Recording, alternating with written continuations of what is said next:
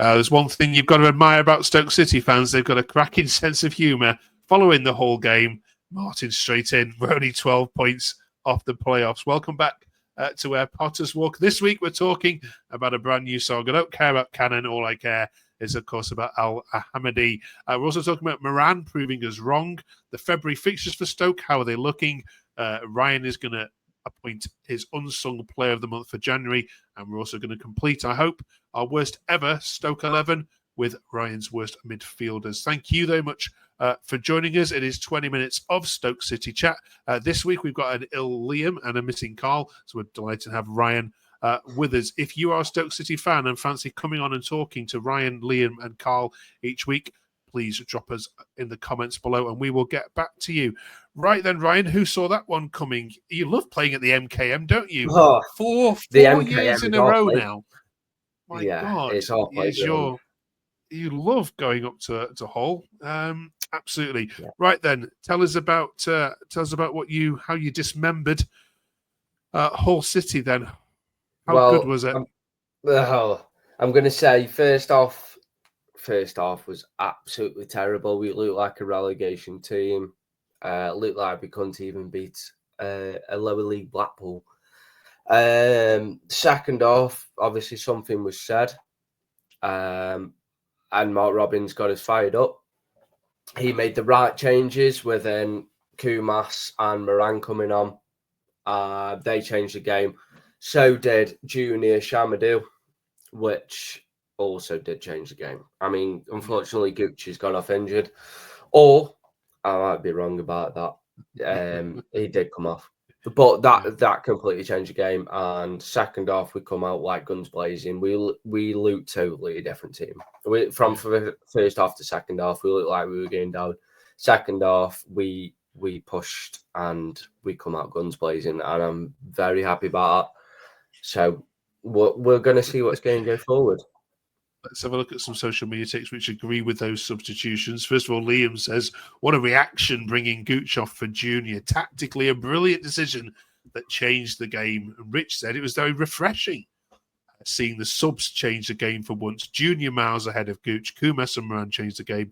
Great to see, and hopefully get some confidence in the lads. And just actually breed confidence in the fans as well, Ryan. You've got a manager here who can actually spot for once what's going wrong. Yeah. As I said last week, I said about, as you can quote me on this, I said about Lowe playing up front, up top on his own. Well, that changed at Hull. Al-Hamadi comes straight in, as we know, the debut goal. And I think that helped Lowe within, yes, okay, he didn't score, but I think being not on his own sort of give him that support. And I think going forward, we've got to do that.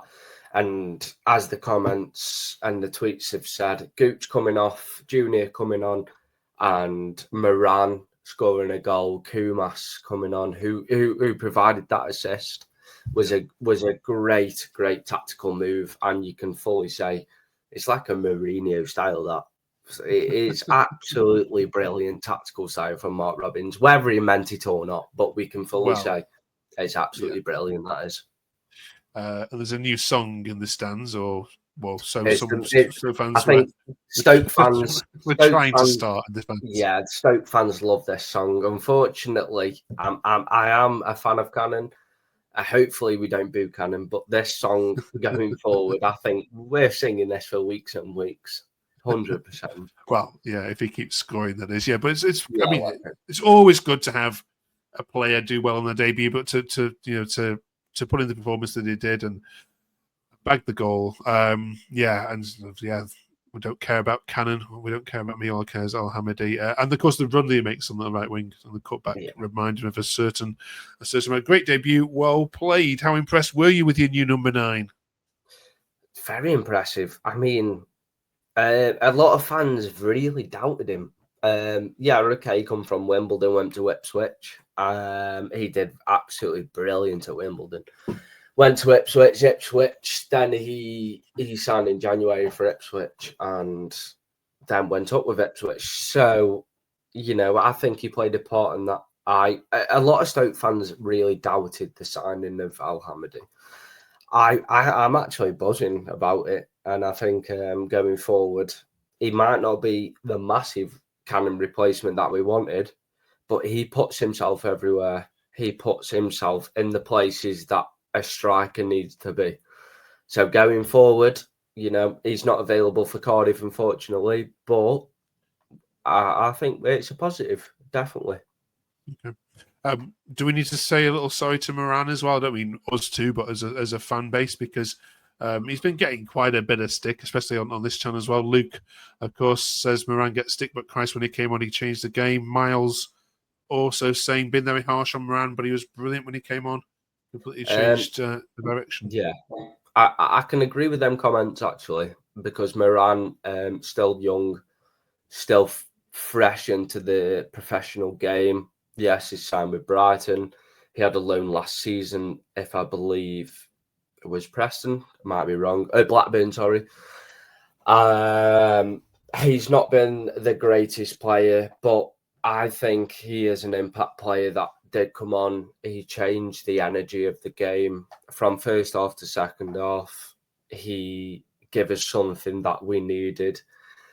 And just going forward was better than what we had from the first half. So, as I say, tactically, going forward on that, Koumas and Moran changed it completely.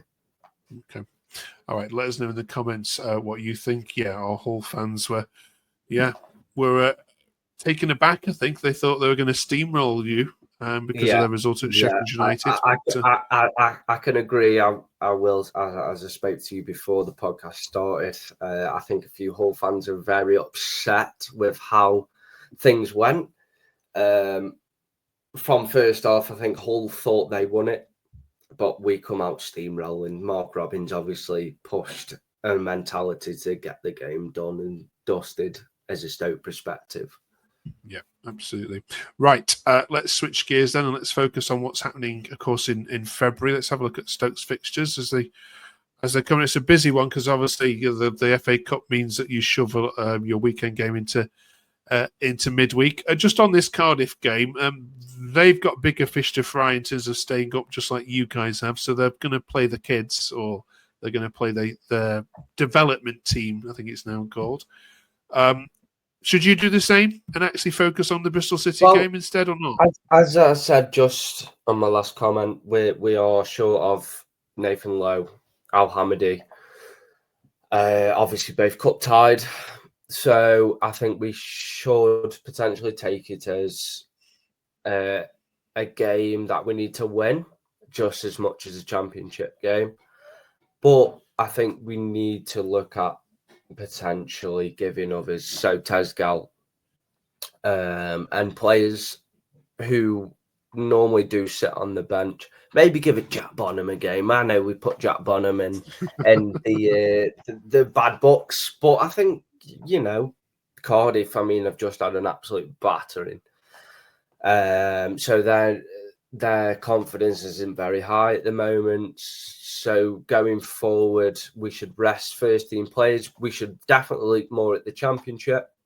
But FA Cup, Stoke and the FA Cup, we love it. It's a brilliant cup.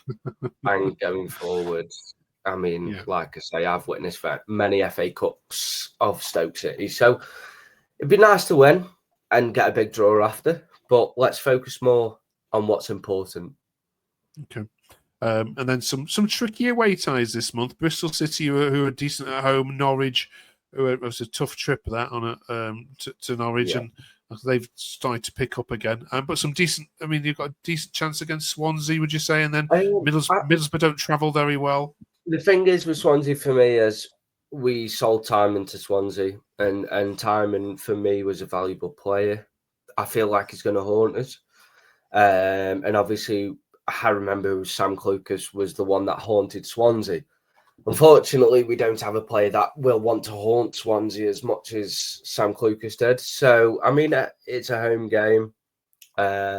Norwich is going to be tough. Bristol City is going to be tough.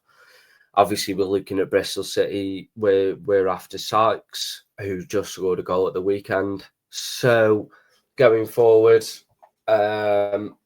we've got to be taking maximum points. But Okay. I think it's one of them. We take game by game as a Stoke City fan. What about the player of the January then, Ryan, that you think that's not been given enough credit? Who's your unsung player of the month for January? Oh, you're asking a good question there, Mark. I can say it's a tough one. Bringing Lowe back I think I said it was a bad choice, and now I'm thinking actually it's a good choice. Al-Hamadi and Lowe up front might actually be potentially a great partnership. But I mean, personally, we haven't got a standout player apart from, obviously, if you watch back the whole game, as of course the goalkeeper Johansson. I mean, the amount of saves without him. If we looked at past goalkeepers, saying Travers and Iverson, I think we would have lost that game.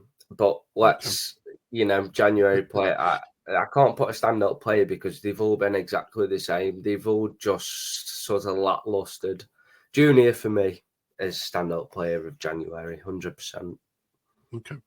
Good. We can't give it to the goalkeeper because he's won it for every month since we've been doing this. Every single month he would win every award. Give him player of the season. Okay, let's talk the worst ever Stoke 11 then. Now help us out. Help us out in the comments here, please. Who's the worst ever midfielder that you have seen play for Stoke City? We're going back about 20 years here, so we're going into the Premier League here, of course, as well. Ryan, have you got any names that can slot in here? I've got a few. Actually, I was looking at this before I joined the podcast. We have got a few as Bers Sansolina that signed last season. So I think he made very few much appearances. Midfield wise, I don't think we've had some really good players in Nzonzi, and I will back McLean, even though a lot of fans will comment on this and say, oh, well, I don't like McLean and this and that. He puts a shift in. But for me, it's Berzan Selina. He had a few games and then he's now in Sweden doing very much. On midfield-wise, there's very few names I can actually mention that have been absolutely terrible. So it's a tough one without the guys here to mention names. So I'm going to go with Berzan Selina. There's a couple of names that potentially we may be able to see. Yeah, I'm going to stick Berzan Selina in there. Obviously, I need the guys. No, it's a good shout. Yeah, it's a good shout, right? Let us know in the comments who else joins this worst ever Stoke midfield, and we'll get Carl and Liam back on it next week when they return. Thank you very much for watching. If you can help us get to our target of 100 subscribers, that would be absolutely massive this week. Just press that little button at the bottom there, and again, please let us know who you would put in the worst ever Stoke City 11. Thank you very much, Ryan. Enjoy the FA Cup game against Cardiff. I can't imagine attendance is going to be huge this weekend. I'm pretty sure we're selling £10 a ticket with only half the stadium filled, as we do with the FA Cup. But we're up for the run. FA Cup is FA Cup. It's the magic of the cup, and let's go for it. Yeah, absolutely. Let's hope you get through. Let's hope you get a very good draw in the next round. We need an Old Trafford away, don't we? Yeah. All right. Spurs or Old Trafford is brilliant. Right. Good luck, Stoke. We'll see you in 7 days' time. Thanks for watching.